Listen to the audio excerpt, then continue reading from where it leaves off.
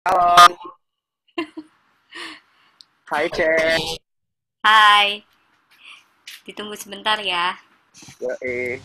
Apa kabar semuanya? Hai Kak Weni. Oke, Jeffrey ganti ya. Iya, kayaknya aku mau belajar jadi orang yang bekerja dengan orang dulu deh. Tiba-tiba di tengah jalan kayak langsung berubah gitu kan. Apa kabar yang lain? Hai Raisa, siap. Baik, Ce. Hai Sun. Ngopi yuk. Apa?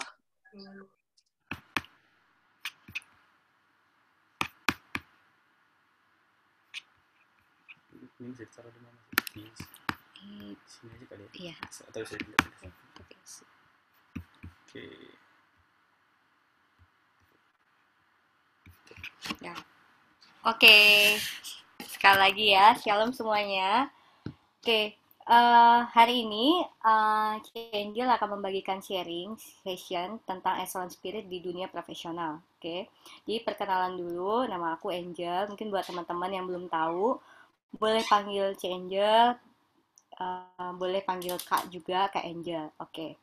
Oke, untuk perkenalannya kita akan lanjut perkenalan berikutnya. Oke, jadi berikut ini semacam background pendidikan aku dan juga pengalaman pekerjaan aku. Oke, jadi aku berasal dari Kalimantan Timur, dari Bontang. Jadi bukan terlahir di kota Batam. Nah, tapi Angel itu menempuh S1 dan S2-nya di Jakarta. Jadi yang bisa dilihat itu ada di Bakri University sama di Binus Business School gitu. Dan di jurusan manajemen fokusnya di keuangan ya. Dan dengan sesuai pengalaman pekerjaan yang sudah tertera, aku tuh bekerja di bidang keuangan. Di bidang keuangan sampai sekarang di 3 perusahaan, tidak termasuk yang magang ya. Jadi ini full time di 3 perusahaan dan sekarang di PT Simano Batam. PT Simano Batam itu sendiri perusahaan multinasional, bisa dibilang perusahaan internasional, karena dia pusatnya di Jepang gitu. Untuk regional, kalau headquarternya di Jepang, regionalnya itu ada di Singapura. Dan pekerjaan ini saya sebagai manager atau head of management accounting department. Dan di sini sudah bekerja dari sejak tahun 2016, puji Tuhan, sampai sekarang. Nah, kemudian kalau di Jakarta, di pengalaman kerja di Jakarta sebelumnya kurang lebih 4 tahun ya, dari 2012 sampai ke 2015, itu di industri investasi, tapi bukan investasi di saham, teman-teman, tapi investasi untuk startup company dan juga akuisisi perusahaan gitu. Itu latar belakang pekerjaan aku. Oke, jadi sebelumnya di Jakarta, kemudian pindah ke Batam. Oke, jadi si Mano Batam ini mungkin lebih aku terangkan lagi itu perusahaan manufaktur gitu. Jadi perusahaan manufaktur untuk komponen sepeda bagi teman-teman yang suka goes dan juga alat pancing. Sekian perkenalannya. Oke, dan oke, hari ini aku akan bagi jadi 3 bagian sharing aku hari ini. 3 bagian itu yang pertama adalah purpose driven life, artinya hidup yang digerakkan oleh tujuan. Dan yang kedua from zero to leader, sama yang ketiga dare to be different. Kalau misalnya poin yang pertama ini, aku berharap dengan kita sama-sama saling sharing, kita akan membahas bahwa setiap musim dalam hidup kita, dan sekarang kita bahas lagi musim kita dalam bekerja ya, dalam kita di marketplace, pasti ada tujuannya. Terus yang kedua, aku akan membagikan pengalaman dan semacam kesaksian bagaimana aku bisa menjadi seorang pemimpin atau manajer di usia muda.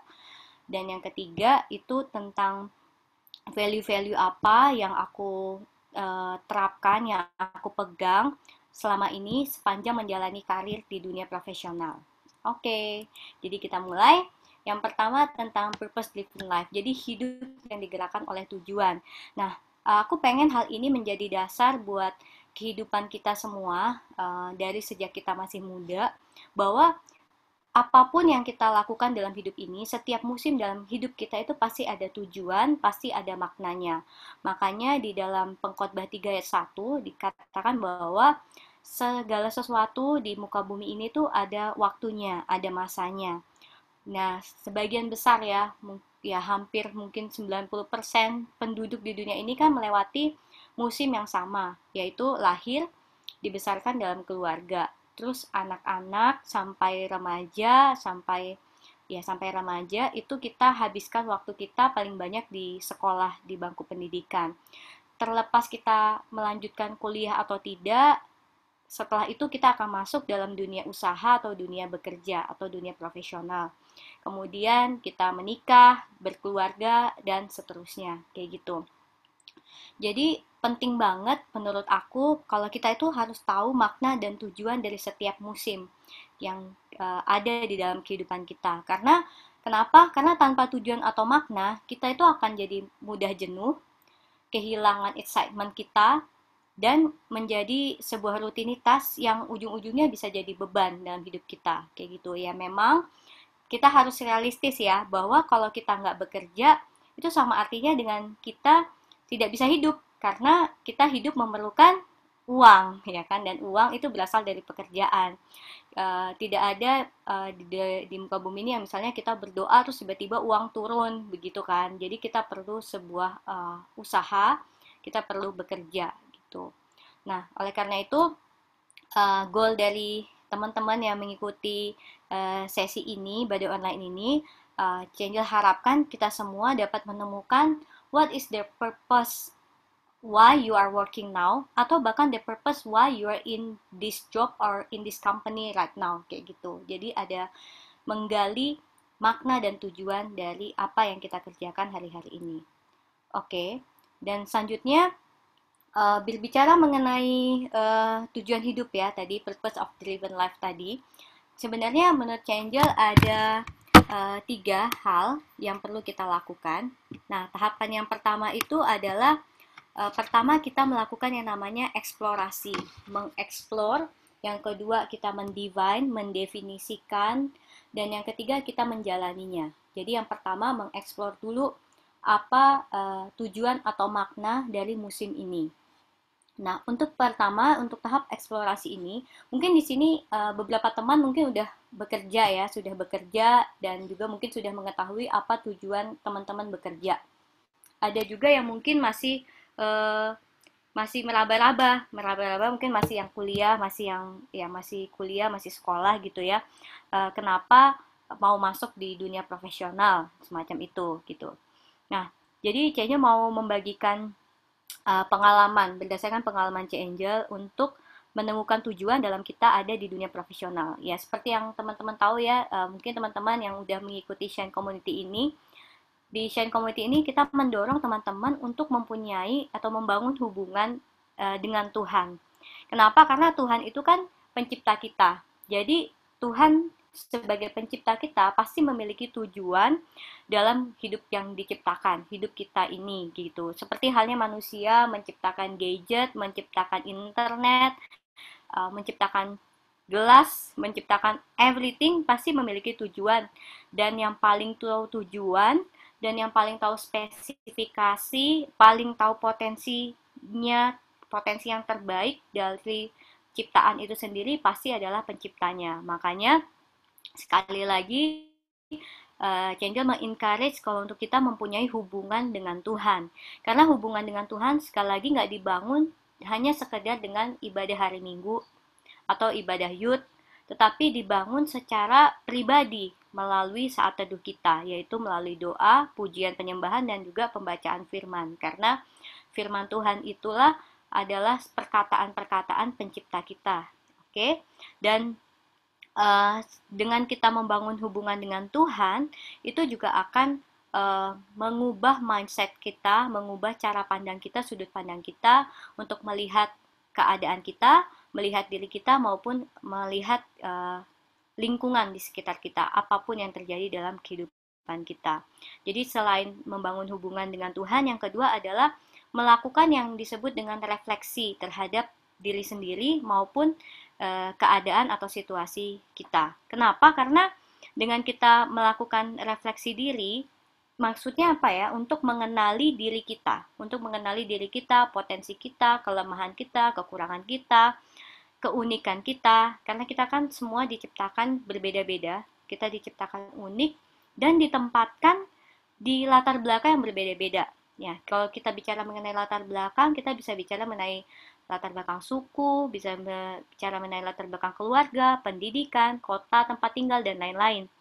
Pasti itu akan mempengaruhi bagaimana kita bisa menjalani pekerjaan kita, menjalani profesi kita. Contohnya, teman-teman sama keluarga yang bisnis, pengusaha, sedikit banyak value-value-nya akan berbeda dengan teman-teman yang dibesarkan oleh keluarga PNS. Teman-teman yang mungkin dibesarkan oleh keluarga yang pengacara atau dokter pasti berbeda dengan yang mungkin bisnis papa mamanya, seperti itu. Jadi refleksi ini bisa membantu kita menemukan potensi kita, talenta kita itu seperti apa, dan sumber daya yang kita miliki. Contohnya tidak salah kalau misalnya kita punya papa mama pebisnis. Pasti biasanya cenderung akan lebih tajam di bisnis. Papa mama kita mungkin seorang dokter, biasanya kan nurun ke anak karena ngelihat passion dari orang tuanya. Hal-hal seperti itu bisa jadi satu keunggulan, satu kelebihan yang bisa kita eksplorasi. Nah, selain itu, kita juga bisa memakai tes-tes yang ada, tes kepribadian, tes karakter, untuk bisa melihat siapa kita.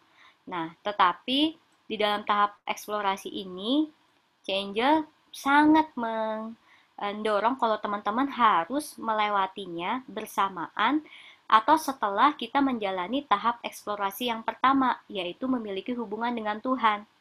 Karena kita perlu sudut pandang Tuhan sebelum kita menggali diri kita melalui sudut pandang kita sendiri. Oke, yang percaya chat amin gitu.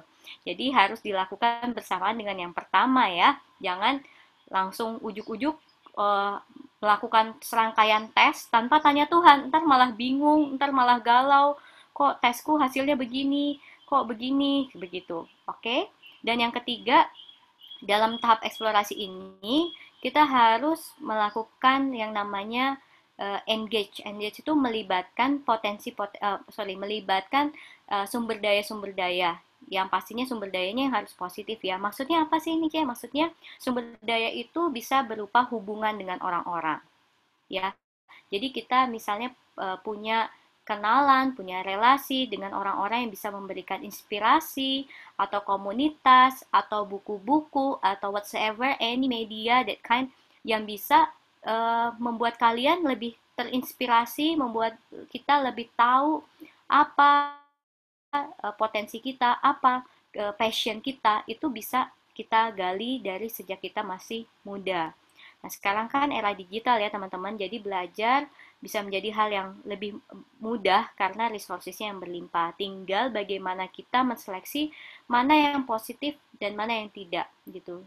Banyak skill-skill yang bisa kita pelajari secara otodidak begitu. Banyak tes-tes yang bisa kita lakukan untuk menggali diri kita juga. Nah, tahap yang pertama ini setelah kita melakukan eksplorasi, kita melakukan yang namanya mendefinisikan.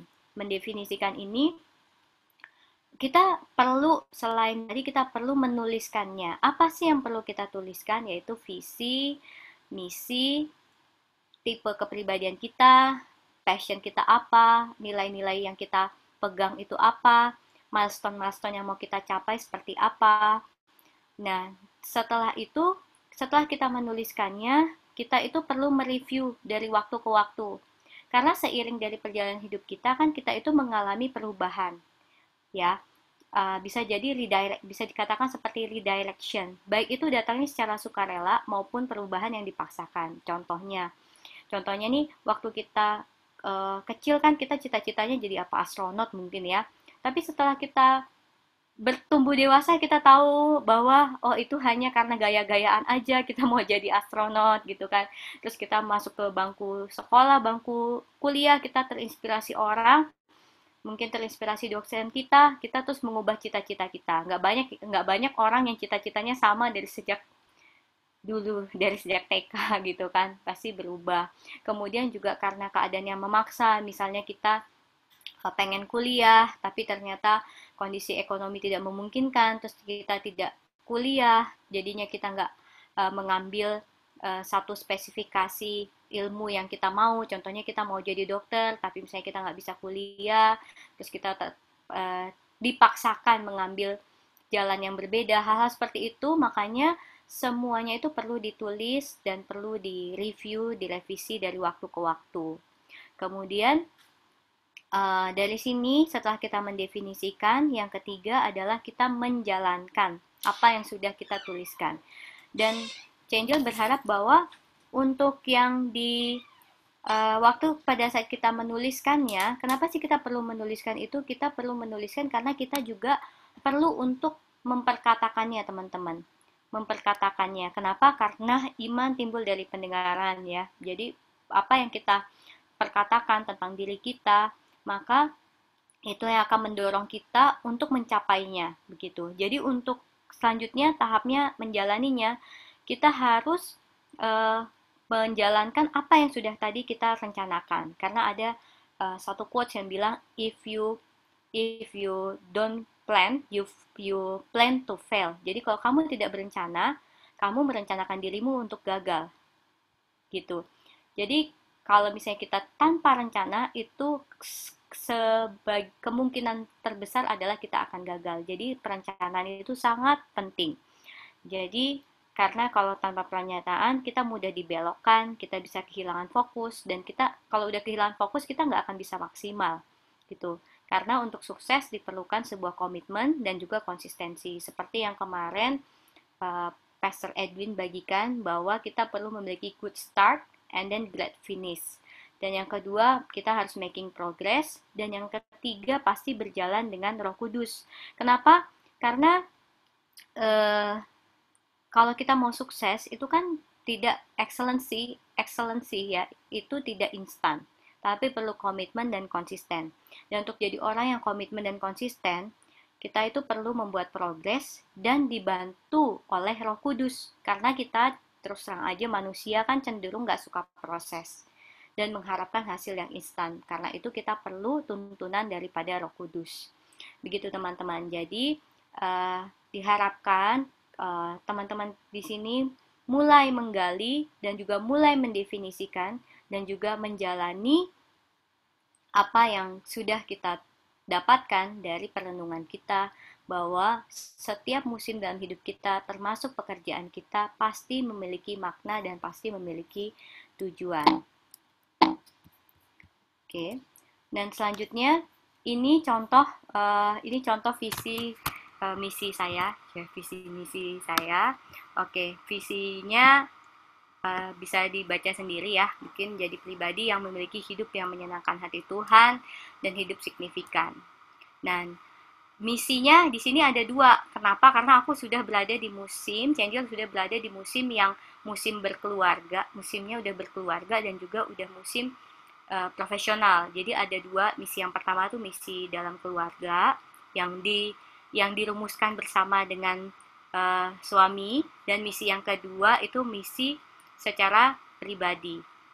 Dan selanjutnya ada personality. Jadi personality aku setelah melingkuti berbagai tes, dan setiap kali tes itu pasti bisa jadi berbeda ya, karena akan ada perubahan di dalam, ya tadi ada perubahan lah, kita pergaulan kita merubah kita, anytime juga kadang-kadang kita decide we need to change our personality gitu kan. Jadi aku tuh ISFJ berdasarkan MBTI. Oke, itu dicari aja, ada juga pokoknya gampang di internet, tes MBTI itu ada. Terus aku sanguinis, aku melankolik gitu, berdasarkan tipe 4 kepribadian. So ini cara aku untuk mengetahui personality aku itu. Kemudian passionnya aku itu di teaching, counseling, management accounting, religion, education.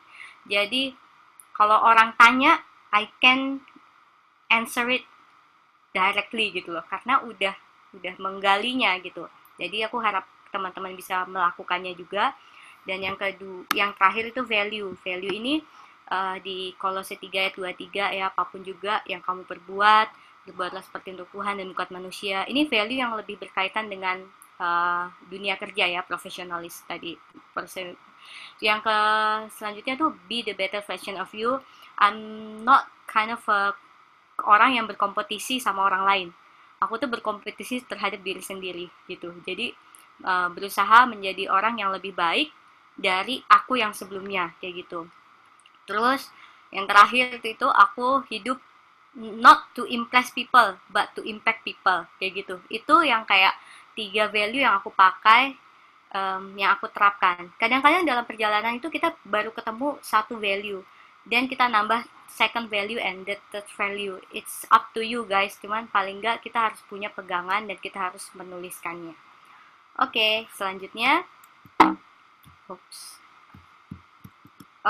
selanjutnya kesaksian. Ceritaku tentang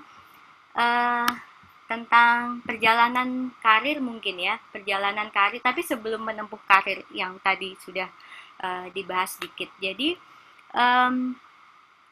bisa dibilang ya, sejak apa yang bisa aku ingat dari sejak aku kecil, cita-cita aku itu nggak pernah jadi kaya, tapi pengen berguna buat orang lain gitu. Mungkin lebih tepatnya sekarang kan bahasa kerennya live significantly gitu ya, di Roma 11 ayat 36, sebab segala sesuatu adalah dari Dia, oleh Dia, kepada Dia, bagi Dialah kemuliaan sampai selama-lamanya gitu.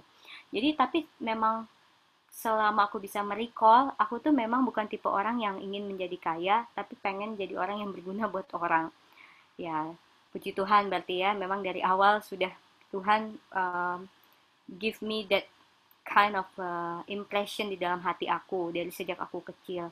Nah, kalau sekarang kalau bisa dibagikan ya, jadi cita-cita Angel itu dari SD itu pengen jadi pengacara, SMP sampai SMA pengen jadi psikolog.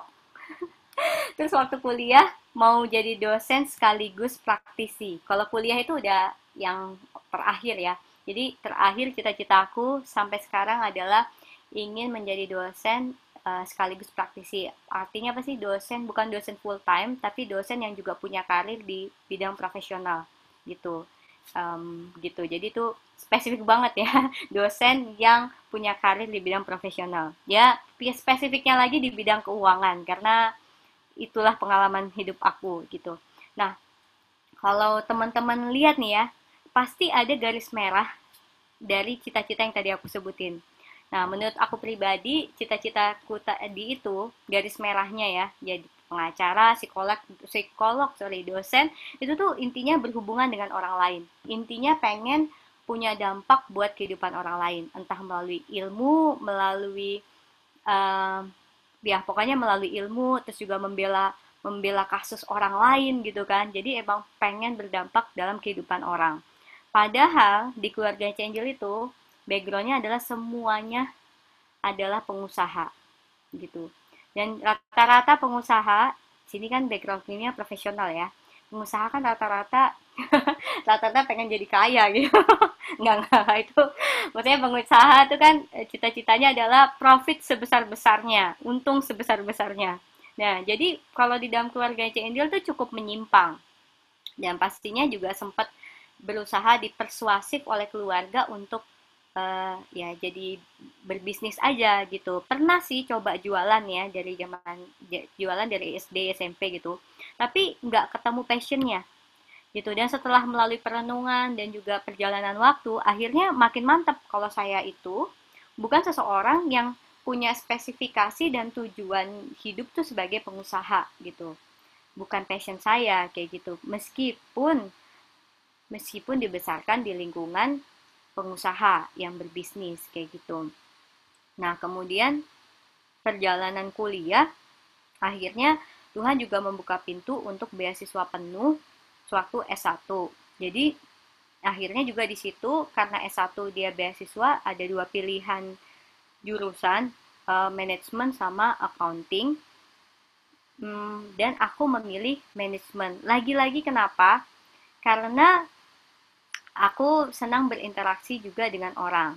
Jadi aku lebih berpikir bahwa mohon maaf kalau misalnya kalau ada accounting tuh lebih angka-angka banget gitu. Jadi aku tidak terlalu mau terlalu angka banget, tapi aku juga mau um, interact with people gitu. Jadi saat itu aku akhirnya memilih manajemen. Tapi ya ujung-ujungnya manajemen keuangan gitu kan. Manajemen ada manajemen sumber daya manusia, ada HR, ada operational, ada marketing, sales marketing sama keuangan dan finally choose-nya adalah keuangan kayak gitu.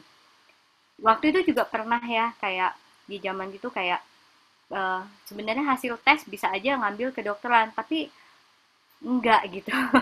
Enggak gitu rasanya kayak enggak lah gitu kalau jadi dokter gitu. Jadi di situ sampai pada akhirnya aku akhirnya memilih tadi manajemen dan di situ di kuliah secara khusus juga Tuhan itu kayak menunjukkan potensi aku yang lain yaitu tentang mengajar. Jadi lagi-lagi ya mengajar itu kan juga hubungannya dengan orang lain ya, berdampak dengan orang lain. Jadi sejak kuliah aku menjadi asisten dosen dan tutor untuk teman-teman yang seangkatan maupun adik-adik angkatan. Saat itulah akhirnya Angel mendefinisikan kembali cita-citanya sebagai dosen sekaligus praktisi tadi. Yang akhirnya tuh mengantarkan aku untuk mengambil kuliah S2 gitu. Karena kan kalau dosen tuh minimal harus S2 ya, sambil bekerja di Jakarta. Nah, selama bekerja masa kuliah S2 ini, Angel kan bekerja nih, kuliah S2 itu kan sekitar 2 tahun, 2,5 tahun. Di situ aku bekerja dan diangkat menjadi manajer, mendapatkan posisi manajer. Memang ya perusahaannya masih tergolong kecil dalam hal sumber daya manusianya kan cuma sekitar 20 orang satu company, tapi perputaran keuangannya itu besar karena kan kita menghandle proyek-proyek akuisisi perusahaan semacam itulah gitu. Nah, di sini bisa dibilang dari tadi kesaksian yang Angel bagikan bahwa setiap musim dalam hidup kita tadi, kalau kita merefleksikannya, itu bisa membantu kita mengetahui apa tujuan hidup kita, teman-teman. Gitu. Dan yang poin terakhir yang mau C. Angel bagikan tentang emotional and intelligence question ini maksudnya gini. Jadi, sejak aku mengeksplorasi tentang tujuan hidup, mengeksplorasi tentang diri aku sendiri, aku menemukan suatu suatu apa ya bisa dibilang suatu formula yang orang lain juga pasti udah tahu, mungkin teman-teman juga pasti belajar di kampus atau di sekolah, bahwa kalau teman-teman kita semua mau sukses, kita harus balance antara IQ dan EQ. IQ itu kan bicara mengenai intelijensi kita, seperti yang di sini bisa bicara mengenai um, bisa dibilang hard skill ya, keterampilan kasar hard skill, dan EQ kita itu keterampilan halus atau soft skill kita. Bagaimana kita bisa berinteraksi, bersosialisasi dengan orang. Makanya dari sejak aku SMP, SMA, itu aku juga mulai melibatkan diri terhadap organisasi, baik organisasi yang ada di sekolah, organisasi yang ada di kampus, maupun juga organisasi termasuk gereja. Gereja itu kan juga termasuk organisasi. Karena kenapa? Karena untuk sukses di dunia di luar sana, kita itu perlu yang namanya keterampilan, ya kan? Kita perlu ilmu, kita juga perlu kemampuan untuk bersosialisasi, beradaptasi dan bekerja sama dengan orang lain. Gitu, teman-teman. Jadi, ini juga bagian dari eksplorasi dan aku percaya teman-teman pasti bisa menemukan banyak insight-insight ketika kita melakukan eksplorasi terhadap diri kita dan sumber daya yang ada di luar sana. Oke, selanjutnya. Nah, masuk ke dalam bagian yang kedua, yaitu tentang from zero to leader. Jadi aku merasa memang bahwa dimulai dari yang tidak ada apa-apanya, dari staf biasa menjadi seorang pemimpin, itu satu hal yang mujizat juga, satu hal yang pasti karena perkenanan Tuhan.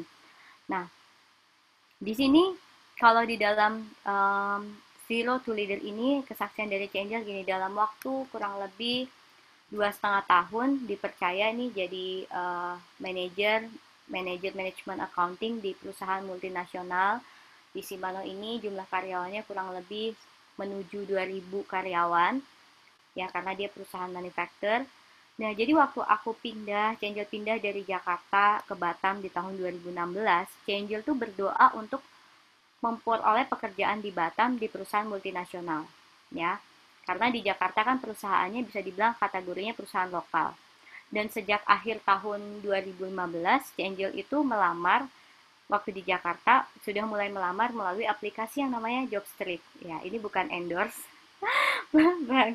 Aplikasi Jobstreet, dan di Februari 2016 kurang lebih 3 bulan dapat panggilan, waktu udah di Batam dapat panggilan interview di Shimano Batam. Nah, meskipun di Jakarta nih Cece udah jabat jadi manajer, akan tetapi karena pertimbangan industrinya itu baru, industri yang berbeda dari industri aku di Jakarta yang sebelumnya kan investasi, ini sekarang di manufacture. Jadi maka pengalaman Cece di Jakarta itu menjadi nggak begitu relevan buat PT Shimano Batam. Sehingga waktu itu, waktu pertama kali masuk, bukan dalam konteks ngelamar kerja sebagai manajer, tapi sebagai senior staff. Dan mengalami penurunan gaji itu sebesar hampir 40%. Jadi 40% gaji Jakarta turun tuh waktu di Batam. Nah, saat itu Cece berdoa. Karena kan kalau misalnya dipikirkan, wah kalau misalnya dengan ego pasti kayak wah turunnya 40% gitu, bukan jadi manajer pula gitu kan. Tapi Cece berdoa dan percaya kayak Tuhan memberikan impresi bahwa ini adalah bagian dari jawaban doa Chanjel, karena aku kan berdoa supaya dapat perusahaan multinasional gitu. Jadi terlepas dari ada penurunan gaji, gak punya title sebagai manajer, Cece menerima tawaran tersebut jadi sebagai senior staff management accounting. Nah, saat di interview, Chanjel tuh diwawancarai oleh atasan Chanjel dari Singapura, ya orang WNA ya, warga negara asing, yang menanyakan mengenai, dia tanyanya gini, dengan selain pertanyaan-pertanyaan teknis lainnya tentunya, ditanyakan saya 3 tahun ke depan apa yang bisa kamu bayangkan terhadap diri kamu sendiri gitu. Terus saat itu karena berdasarkan pengalaman di Jakarta, jadi aku punya pengalaman di Jakarta dalam kurun waktu 2 tahun bisa jadi manajer. Jadi dengan percaya diri, aku menjawab bahwa bisa menduduki posisi manajer di kurun waktu 3 tahun. Ya. Padahal yang nanya itu atasan dari Singapura kan, itu barengan sama atasan Chanjel, atasan langsung. Jadi ada manajer sama satunya lagi berarti direktur keuangannya, direktur divisi itu. Jadi yang nanya direkturnya, nanya ke seorang senior, ke orang yang melamar sebagai senior di hadapan dengan manajernya gitu. Jadi kayak I want to replace, nggak gitu kan. Tapi pede gitu loh, pede kan karena pengalaman kan 2 tahun udah bisa gitu, pokoknya tanpa ragu menjawabnya. Dan seketika itu juga calon atasan aku itu tertawa nih, tertawa kecil ya, bukan tertawa kayak hahaha gitu, kayak senyum-senyum penuh makna, dan dia bilang gini, kamu tuh optimismenya bagus, tapi kamu harus tahu kalau skala perusahaan ini Shimano itu sangat besar dan kompleks. Jadi sangat besar, kompleks, dan dalam kurun waktu 3 tahun belum tentu kamu bisa menguasai bidang atau departemen manajemen accounting di perusahaan ini. Gitu, dia langsung ngomong seperti itu. Ya, mendengar itu tuh Cece ngerasa terkejut, tapi ya nggak mematahkan semangat juga gitu, karena menurut Cece yang penting ya bekerja sambil belajar di sana juga, karena memang ini totally new, karena perusahaan lokal kan cenderung nggak ada sistemnya ya. Pokoknya sistem ABS, asal Bapak senang. Kalau di perusahaan multinasional kan mereka punya SAP, mereka punya prosedur yang ya 25 tahun berdiri di Batam udah pasti punya sistem gitu kan. Nah, jadi Chanjel bilang yang pengen punya pengalaman, mendapatkan ilmu juga dari perusahaan tersebut yang bisa nanti aku bagikan saat aku jadi dosen, seperti itu. Jadi singkat ceritanya nih, Tuhan memberikan promosi yang secara nggak terduga untuk Chanjel di perusahaan itu. Karena manajer CC itu yang sebelumnya itu karena satu dan lain hal dia mengundurkan diri. Dan tersisalah Chanjel sebagai kandidat satu-satunya untuk menjadi pengganti dia. Waktu itu aku sudah bekerja 2,5 tahun di sana. Di balik semua itu tuh prosesnya sangat dibilang tidak mudah ya, karena selama 2,5 tahun aku bekerja, for your information, ada 5 orang yang mengundurkan diri. Ada 5 orang yang mengundurkan diri, jadi artinya turnovernya tinggi. Turnovernya tinggi karena pressure atau tekanan dari pimpinan yang saat itu. Bahkan seniornya Angel tuh 2 orang yang sudah bekerja kurang lebih 5 tahun di sana juga resign di waktu yang bersamaan. Gitu. Jadi saat itu juga aku pernah berada di posisi pengen resign aja dari pekerjaan di sana karena tekanan pekerjaan. Tapi waktu itu aku berdoa kepada Tuhan ya, dan Tuhan tuh memberikan impresi di hati bahwa aku bisa tetap fight di sana meskipun ada tekanan. Akhirnya Tuhan juga karena itu juga Tuhan juga membukakan jalan untuknya Angel di perusahaan tersebut gitu ya. Jadi Tuhan kasih kekuatan, Tuhan kasih hikmat sehingga bisa bertahan, orang lain resign, aku nggak resign. Akhirnya manajernya yang resign, dan akhirnya saat tidak ada pimpinan di sana, jadi ada atasan Angel yang dari Singapura, dia atasan-atasannya lagi ya melihat bahwa aku adalah kandidat yang tepat untuk mengisi posisi tersebut. Jadi instead of mereka merekrut orang sebagai manajer, mereka mengangkat aku menjadi manajer di sana. Dan dari kesaksian ini, C. Angel cuma ingin menggarisbawahi 3 poin. Yang pertama, kita harus melibatkan Tuhan di dalam pekerjaan kita. Dengan hal yang simpel aja, sebelum kita pergi kerja atau sebelum kita mulai kerja, kita berdoa dulu. Kemudian kalau ada kesulitan, kita tanya Tuhan gitu. Yang kedua, harus mengembangkan, memperlengkapi hard skill sama soft skill kita. Harus jadi orang yang punya eagerness untuk belajar. Terakhir, kita harus memenangkan kepercayaan atasan kita itu melalui kinerja kita. Jadi bukan dengan politik atau sekadar perkataan. Ya juga bukan dengan politik kantor, dengan menjilat seperti itu, tapi tunjukin lewat performance kita. Karena promosi itu datangnya memang dari Tuhan, misalnya memang melalui sebuah, meskipun kayak kesannya tidak mungkin, tapi Tuhan bisa melakukan apa yang mustahil itu terjadi dalam kehidupan kita. Itu yang aku mau bagikan dari sharing aku. Jadi ini adalah tim aku. Sekarang aku udah bisa bilang ini my dream team karena ini udah aku yang merekrut sendiri, yang interview dan sorry, kecuali satu orang itu udah sama-sama kayak aku masuknya di tahun 2015. Yang lain itu memang hasil perekrutan. Nah, di sini cuman mau bagiin secara singkat doang apa yang jadi kayak value aku dalam menjadi leader di sana.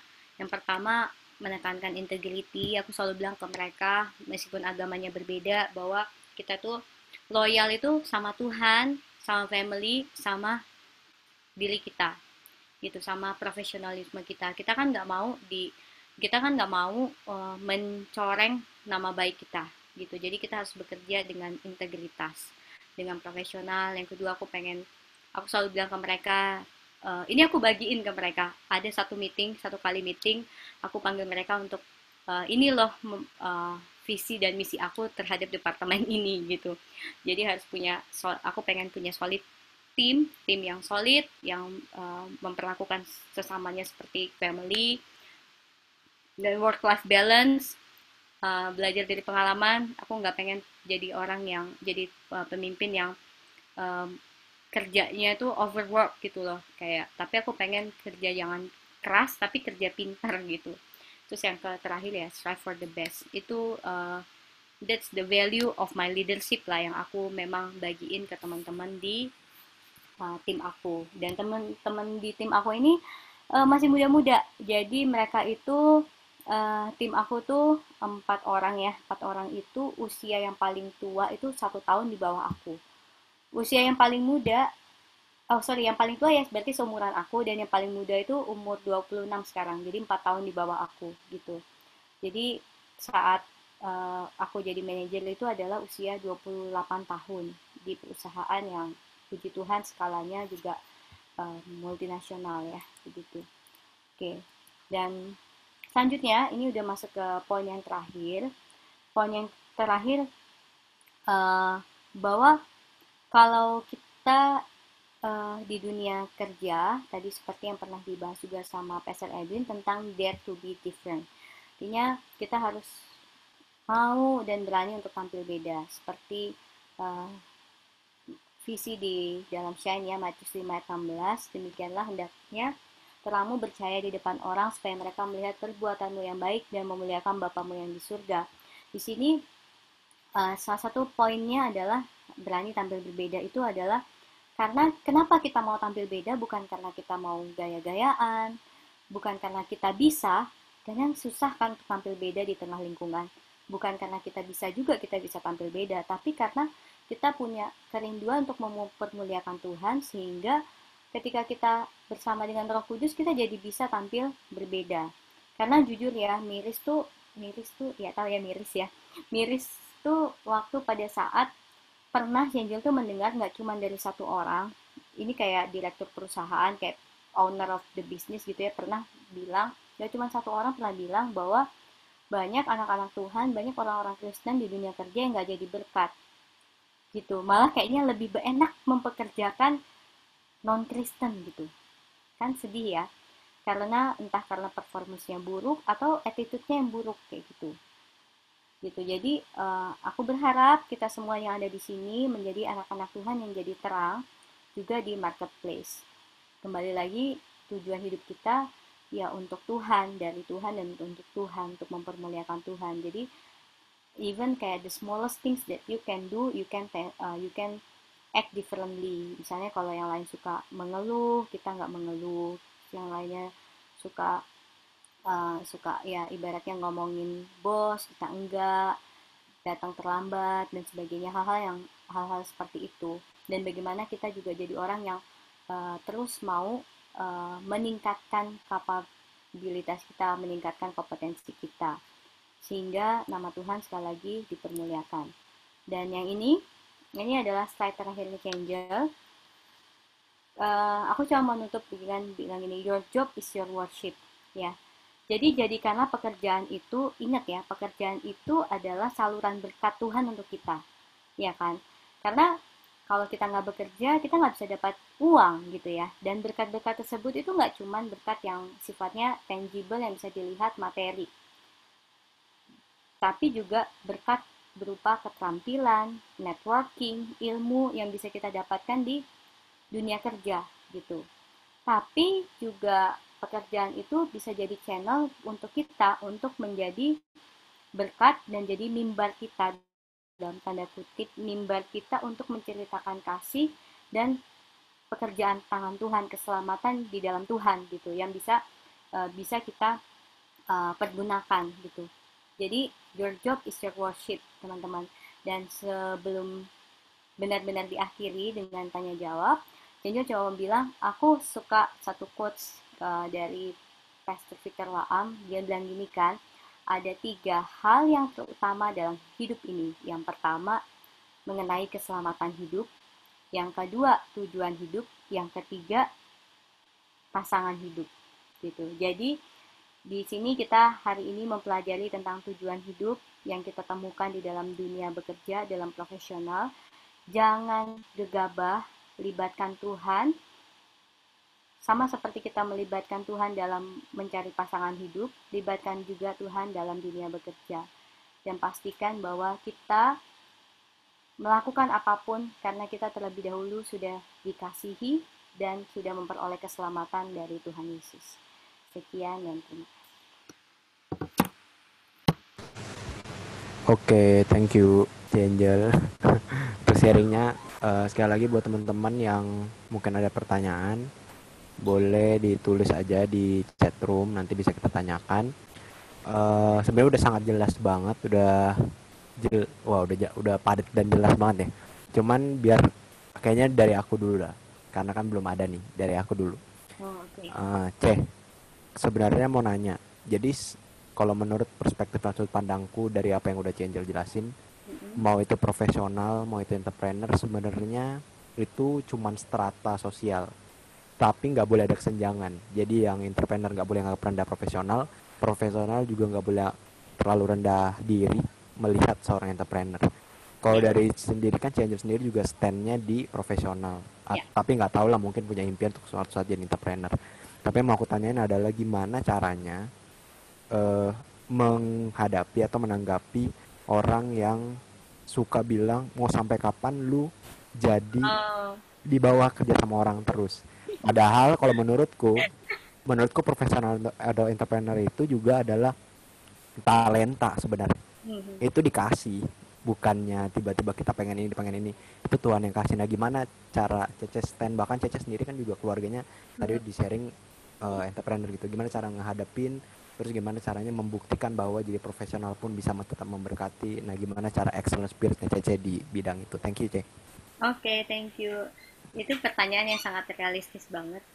Pasti nggak tahu ya, rata-rata mungkin kita akan menghadapin kayak tadi Rizky bilang kayak sampai kapan mau kerja sama orang terus gitu ya. Kalau memang kayak gitu memang harus disenyumin aja ya. Harus disenyumin aja gitu, karena kalau di debat juga susah ya, karena kan kalau orang udah punya pandangan sendiri, kita debat juga untuk apa gitu. Cuman kalau misalnya itu mungkin kayak teman-teman yang kadang gini, yang nggak bisa didebat itu orang-orang tua ya, orang-orang di dalam keluarga aku tuh jangan didebat kayak ya apa kerja sama orang, malah dibilang gini, kamu kerja di jajah Jepang katanya gitu, karena perusahaan Jepang. Bangun kerja dari jam 7 pagi ya, jam 7 udah masuk kantor sampai jam 3, dibilang jajah Jepang katanya kayak gitu. Terus misalnya hari libur kan ada hari libur tanggal merah sama hari libur nasional gitu ya. Iya. Ya cuti bersama kan aku nggak cuti karena nggak merah gitu ya gitu, dibilang dijajah Jepang katanya. Makanya kayak gitu, kalau yang udah orang yang berumur kita serahkan kepada Tuhan ya yang membukakan gitu ya. Tapi kalau kepada teman-teman kita, we want to share something sama mereka, kita bilang ya kita bilang aja kalau setiap orang itu pasti couplingnya beda-beda. Kalau misalnya semua orang jadi entrepreneur, terus yang jadi profesional siapa gitu kan? Setuju. Nah, couplingnya orang itu beda-beda gitu, dan ini ya, aku juga mau menyarankan teman-teman gini, kita boleh nih jadi profesional, pastinya kita pengen hidup kita berdampak ya, karena kalau kita berinteraksi dengan orang kan pastinya kita akan membuat dampak, dan juga ya kita juga terdampak sama hubungan itu. Nah, kadang-kadang mereka mikirnya dari segi materi teman-teman, dari segi duit, jujur aja. Kalau entrepreneur tuh dianggapnya uangnya lebih banyak. Nah, that's why selain kita mengejar karir di dalam bidang profesional, try yourself untuk, ini bukan endorse, sekali lagi, investasi. Investasi itu dalam artian bisa berupa investasi saham, deposito, dan sebagainya, to make your money works for you, gitu ya. Jadi kalian punya gaji, sisihkan untuk ditabung, sisihkan untuk diinvestasi, apapun portfolio yang sesuai dengan tipe resiko kamu. Waduh, kayak jadi bahas ini apa salurannya Naldi ya? Enggak. Karena kadang-kadang cara membuktikannya cuma satu, duit. Ya, cara membuktikan cuma duit. Gitu. Sangat real ya. Iya, mohon maaf ya. Oke. Kayaknya teman-teman yang lain juga kayaknya belum ada pertanyaan. Jadi buat teman-teman yang lain, kalaupun harus sekarang belum kepikir pertanyaannya, nanti bisa DM di IG-nya Siena aja. Nanti siapa tahu tiba-tiba setelah ini nanti Changer bisa jawab di sana atau nanti dialihkan ke tempat lain gitu. Kayaknya itu aja dulu, buat hari ini. Thank you banget buat sharingnya.